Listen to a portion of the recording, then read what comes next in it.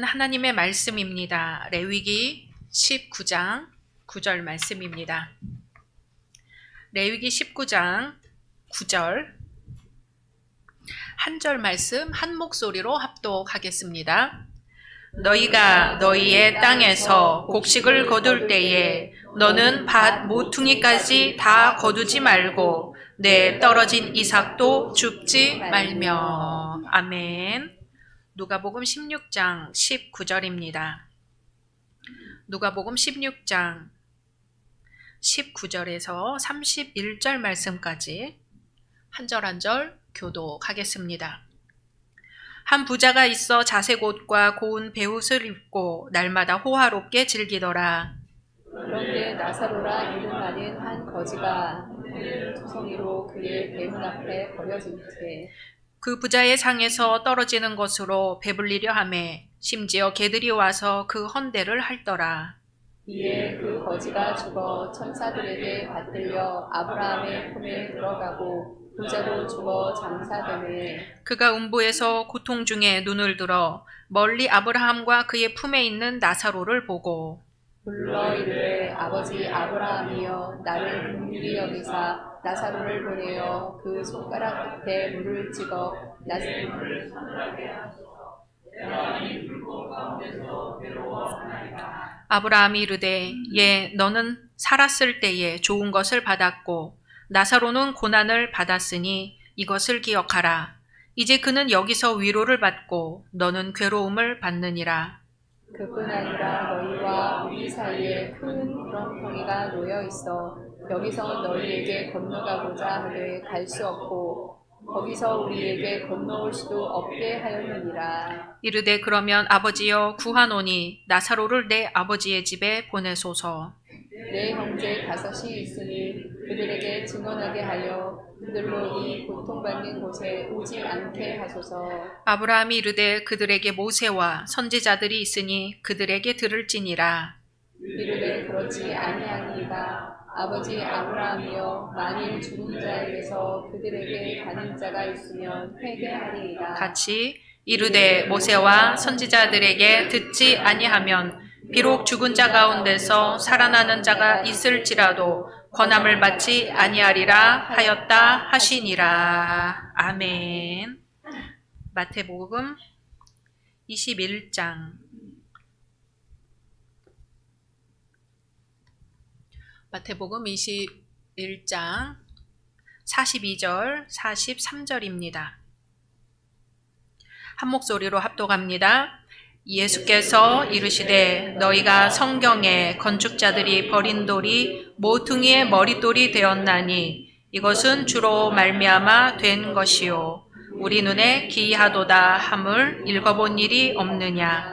그러므로 내가 너희에게 이르노니 하나님의 나라를 너희는 빼앗기고 그 나라의 열매 맺는 백성이 받으리라. 아멘. 오늘 함께 예배 드리시는 현장의 모든 분들 또한 온라인상의 모든 분들을 주님의 이름으로 환영하고 축복합니다. 올해 받으신 약속의 말씀 함께 암송하겠습니다.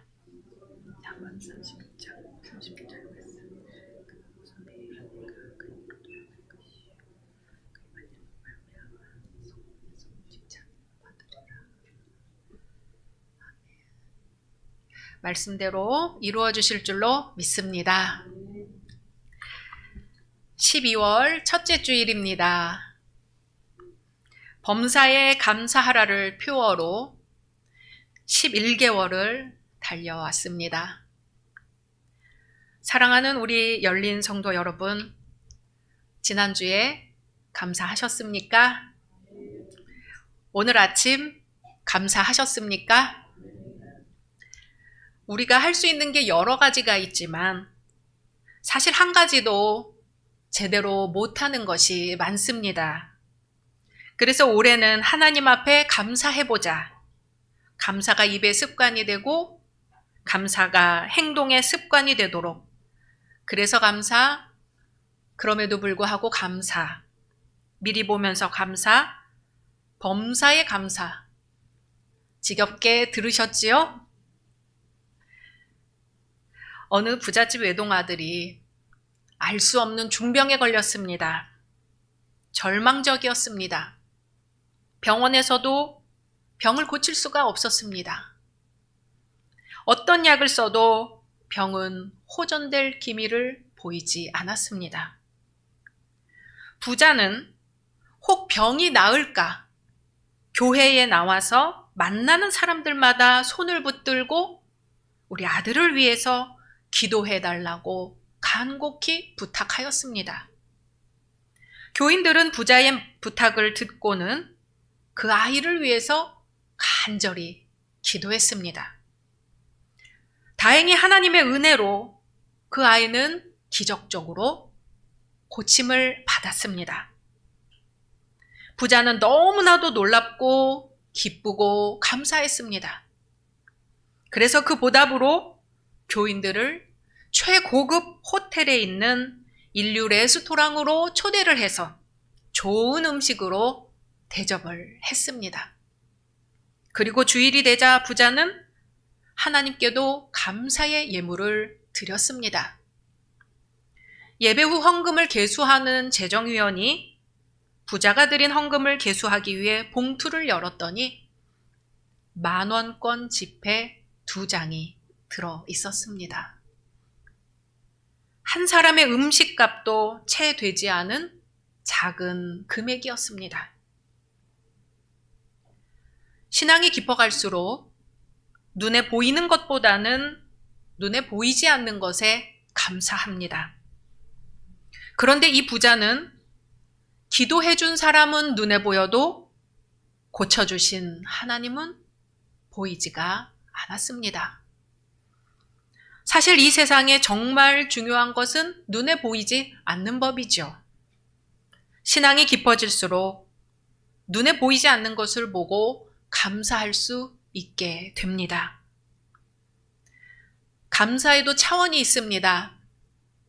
1차원적인 감사는 조건부 감사입니다. 만약 내가 다른 사람들보다 더 잘 되거나 더 많이 갖게 되면 감사하겠다는 것이죠. 하나님, 저 이번에 이거 되게 해주시면 그때 감사하겠습니다. 그러나 이것은 다른 사람과 비교하면서 자신이 갖지 못한 것을 불평하는 어린아이 수준의 감사입니다. 2차원적인 감사는 무엇을 받았기 때문에 하는 감사입니다. 그래서 감사이죠. 이러한 감사는 받은 것 중에 일부를 드리는 감사입니다. 상대방과 비교하되 자기보다 못한 사람과 비교하여 자신이 받은 것을 감사하는 단계입니다. 하나님, 저 아프리카의 가난한 사람들보다 지금 잘 살고 있음에 감사합니다 하는 거죠. 3차원적인 감사는 불행을 당해도 힘들고 어려워도 일이 안 되어도 그럼에도 불구하고 하는 감사입니다. 이것은 모든 악조건 속에서도 하나님의 은혜로 생각하고 범사에 하는 감사입니다. 끝으로 4차원적인 감사는 보이지 않는 것에 대한 감사입니다. 우리는 미리 보면서 감사한다고 했죠. 눈에 보이지 않는 내면과 이 세상 너머를 보고 감사하는 것입니다. 아직 이루어지지 않았지만 주님의 약속을 믿고 미리 보면서 감사합니다. 하나님이 행하신 일, 앞으로 행하실 일을 생각하면 그 놀라움에 감사할 수밖에 없는 것이죠. 아직 한 달이 남았으니까요. 해가 바뀌려면 딱 1%만 더 감사하고 딱 1%만 더 힘내서 사랑하자고 오늘 말씀을 1%의 사랑이라고 제목을 지어봤습니다. 일본의 존경받는 의사이자 베스트셀러 작가가 1%의 힘이라는 책을 썼더라고요. 그래서 저는 1%의 사랑이라고 해봤습니다. 왜냐하면 1%라면 해볼 수 있을 것 같아요. 1%라면 도전해 볼 수 있을 것 같습니다. 1%라면 주저앉았다가도 일어날 수 있을 것 같습니다. 1%라면 절망 가운데서도 희망할 수 있을 것 같아요. 1%라면 해볼 수 있을 것 같습니다. 70% 아니고 50% 아니고 30% 아니고 딱 1%만 해보는 거죠. 1%라고 하면 좀 만만해 보이기도 하고 딱 1%만 하는 거라면 좀 마음의 짐도 덜 수 있을 것 같고 딱 1%라면 내일 아니고 모레 아니고 지금 당장 해볼 수 있을 것 같습니다. 오늘 레위기 말씀은 1%보다는 약간 큰 단위가 나오는데요. 도대체 얼마나 사랑하는 게 우리가 사랑하는 적정선일까 고민을 하다가 오늘 레위기 주석을 보게 되었습니다. 레위기 19장 9절 말씀 우리 한 목소리로 읽습니다. 시작. 너희가 너희의 땅에서 곡식을 거둘 때에 너는 밭 모퉁이까지 다 거두지 말고 내 떨어진 이삭도 줍지 말며. 아멘. 하나님의 명령입니다. 이스라엘 사람들은 하나님의 명령을 어떻게 받아들였을까요? 우리 잠언 6장 23절 같이 읽습니다. 시작. 대저 명령은 등불이요 법은 빛이요 훈계의 책망은 곧 생명의 길이라. 아멘. 하나님이 성경 말씀을 통해서 명령하시고 가르치시는 것은 훈계의 책망이라는 겁니다. 하나님의 명령은 밝은 빛과 같은 것이고 어둠을 밝히는 등불과 같은 것인데 이 등불과 빛은 단순히 주의를 환하게 하는 것이 목적이 아닙니다. 그게 바로 생명의 길이라는 것이죠. 즉 하나님의 명령을 따라야만 생명의 길로 갈 수 있고 그렇지 않으면 멸망과 죽음의 길로 간다는 것입니다. 그래서 구약시대의 사람들은 하나님의 말씀의 뜻을 알기 위해서 목숨을 걸었습니다. 하나님의 뜻을 알아야 생명의 길이냐 죽음의 길이냐를 선택할 수 있었던 것이죠. 다시 레위기로 돌아와 보면은요.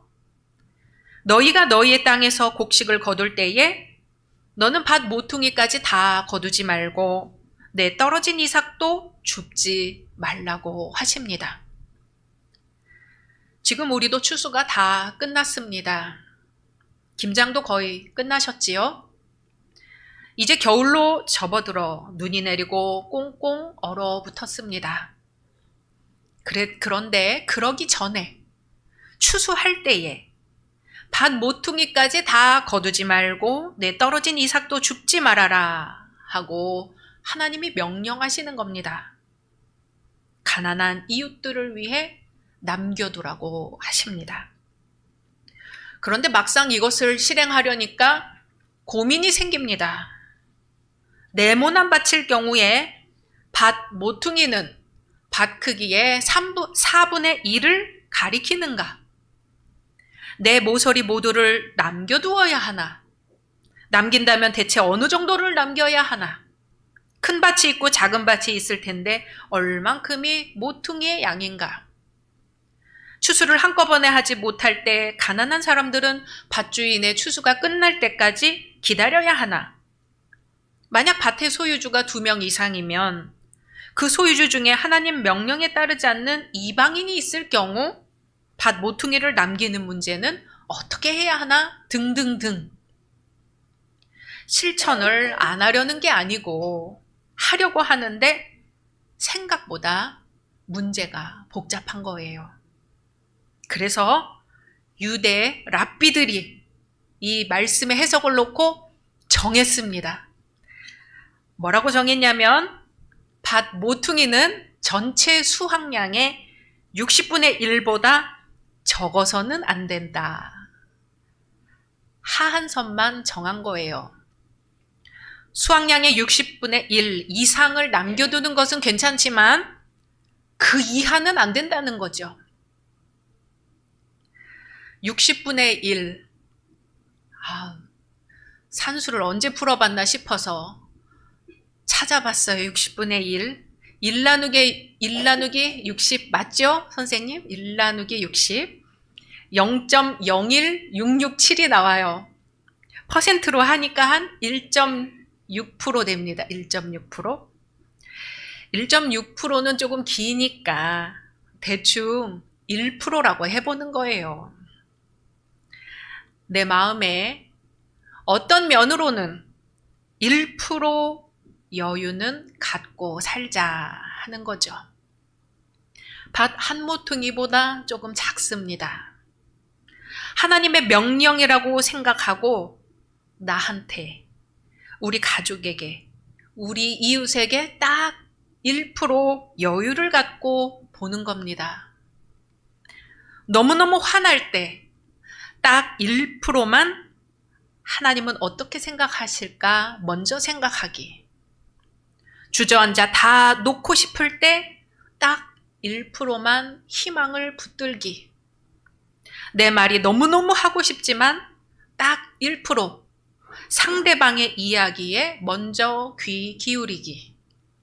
딱 1% 마음 내어 양보하기. 어휴, 저 왼수 하다가도 딱 1% 먼저 사랑하기. 딱 1% 먼저 웃어보기. 딱 1%더 감사하기. 70 아니고 50 아니고 30 아니고 딱 1%만 더 하나님께로, 딱 1%만 더 이웃에게로, 딱 1%만 더 내 자신에게로 마음의 문을 여는 겁니다. 오늘 누가복음의 말씀에 보니까 부자와 거지 이야기가 나와요. 한 부자가 있어요. 아주 비싼 옷을 입고 아주 좋은 음식을 먹고 아주 호화롭게 살아갑니다. 그런데 그 부자의 집 앞에는 나사로라고 하는 거지가 헌데투성이로 앉아 있어요. 헌데가 있다는 건 종기나 상처가 있다는 건데 헌데투성이라고 해요. 종기나 상처가 몸에 가득한 거죠. 치료도 못 받고 굉장히 아프고 불편한 상태입니다. 거기다가 지나가는 개가 그냥 안 지나가고 그 상한 곳을 혀로 핥고 지나가는 거예요. 거지 나사로는 뭐 부스러기라도 얻어먹을까 하고 부잣집 앞에 있는 거지요. 그러던 어느 날 거지가 죽었는데 천사들에게 받들려 아브라함의 품에 안겼습니다. 그리고 부자도 죽었는데 불꽃이 있는 음부에서 고통을 받았습니다. 그런데 고개를 들어 멀리 바라보니까 거지 나사로가 아브라함의 품에 안겨 있는 거예요.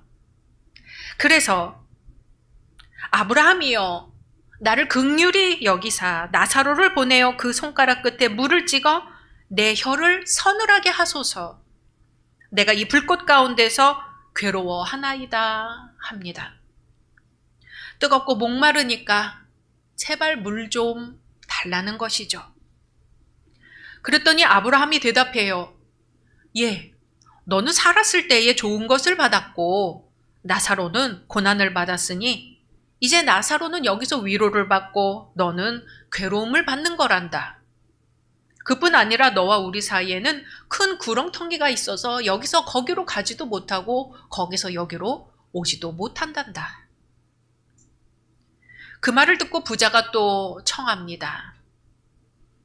아브라함이여, 그러면 구하오니 나사로를 내 아버지의 집에 보내소서. 내 형제 5이 있는데 이곳 얘기를 들려주어서 내 형제들이 나처럼 이 고통받는 곳에 오지 않게 하소서. 그랬더니 아브라함이 말합니다. 그들에게는 모세와 선지자들이 있으니 그들한테서 얘기를 듣고 회개하면 된다. 비록 죽은 자 가운데서 일어나는 자가 있을지라도 안 듣는 사람은 안 들으니 선지자들에게 맡겨라. 이 부자가 음부에 간 것, 불꽃이 타오르는 지옥에 간 것은 부자였기 때문이 아닙니다. 선지자들의 말에 귀를 기울이지 않았기 때문입니다. 하나님을 사랑하는 것 다음으로 이웃을 위해 60분의 1만큼의 사랑도, 1%만큼의 사랑도 주지 않았기 때문입니다. 1%의 사랑이 필요한 사람이 있습니다. 1%의 희망이 필요한 사람이 있습니다. 제발 저 사람이 밭 한 모퉁이만큼만 내게 마음을 내줬으면, 제발 하나님이 밭 한 모퉁이만큼만 내게 얼굴을 돌려주셨으면 하고 간절히 바라는 사람이 있습니다. 우리 주님은 바로 그 1%가 간절한 사람에게 찾아오십니다. 우리 주님은 그 1%가 간절한 사람에게 찾아오셔서 단지 1%가 아니라 전부를 채워주십니다. 친히 모퉁이의 머릿돌이 되어 주십니다. 모퉁이의 머릿돌은 지붕이나 건물 혹은 성벽을 건축하는 데 있어 가장 중심이 되는 돌입니다. 이 머릿돌을 중심으로 다른 모든 돌들이 서로 연결이 됩니다. 건축자가 버린 돌이 집 모퉁이의 머릿돌이 되었나니, 시편 118편에서 하는 다윗의 고백입니다. 내가 바로 버려진 돌이었다. 마른 하늘의 날벼락과도 같이 사울에게 쫓기는 삶을 살았으나 하나님은 버려진 돌과 같은 내게 생명을 허락하시고 이스라엘의 왕이 되게 하셨다고 고백합니다. 예수님도 당시의 건축자들이었던 이스라엘의 정치, 종교 지도자들에게 버림을 받으셨습니다. 그러나 하나님은 예수님을 버려진 채로 두지 않으셨습니다. 모든 민족 위에 뛰어난 이름을 주셨습니다. 십자가 죽음에서 다시 살리셔서 영광받게 하셨습니다. 오늘날 주님의 성전인 우리 교회에 모퉁이 돌이 되게 하셨습니다. 예수님은 버려진 돌과 같이 보였지만 하나님은 그 아들을 건물에서 가장 중요한 초석이 되게 하셨습니다. 어떤 건물을 지을 때 토대를 다진 후 가장 중요한 일은 그 건축을 시작할 머릿돌을 선택하고 그 돌을 놓을 위치를 잡는 것입니다. 예수님은 우리가 지을 건축물의 온전한 머릿돌이 되십니다. 우리가 무엇을 하고자 하든 그 초석이자 출발점을 예수님으로 할 때 우리 건축물은 온전하게 지어질 것입니다. 그리고 주님은 이제 친히 모든 버려진 돌과 같은 이들에게 찾아오십니다. 1%의 사랑을, 1%의 희망을 간절히 찾는 이들에게 찾아오셔서 너는 버려진 돌이 아니라 모퉁이 돌이라고 불러주십니다. 내가 너를 굳세게 하리라. 내가 너를 도와주리라. 내가 참으로 너를 붙들리라고 말씀해 주십니다. 우리가 붙들려는 그 1%는 무엇입니까? 우리 주님이 바로 그 시작이어야 합니다. 나의 지혜나 지식이 아니라 주님이 내가 하는 모든 일에 머릿돌이 되어야 합니다. 그러할 때 내 인생의 모든 건물이 흔들리지 않는 반석 위에 세운 집과 같이 든든히 서갈 것입니다. 이번 한 주도 우리 주님을 꽉 붙드시고 희망하며 승리하시기를 소망합니다. 주님의 말씀입니다. 예수께서 이르시되 너희가 성경의 건축자들이 버린 돌이 모퉁이의 머릿돌이 되었나니 이것은 주로 말미암아 된 것이요 우리 눈에 기이하도다 함을 읽어본 일이 없느냐. 아멘. 말씀 묵상하며 함께 소리내어 기도하겠습니다.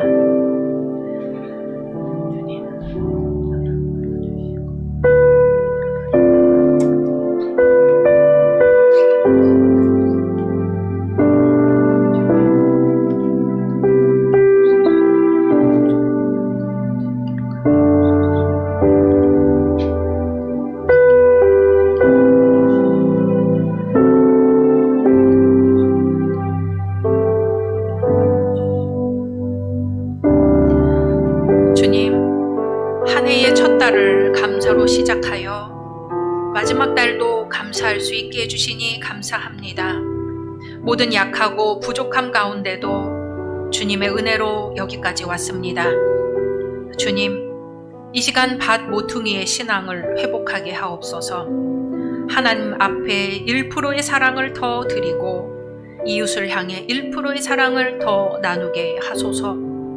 주님, 바로 주님이 그 1%의 시작이기를 원합니다. 주님을 간절히 붙들 때 내가 너를 사랑하노라, 내가 너를 도와주리라, 참으로 내가 너를 붙들리라고 말씀해 주옵소서.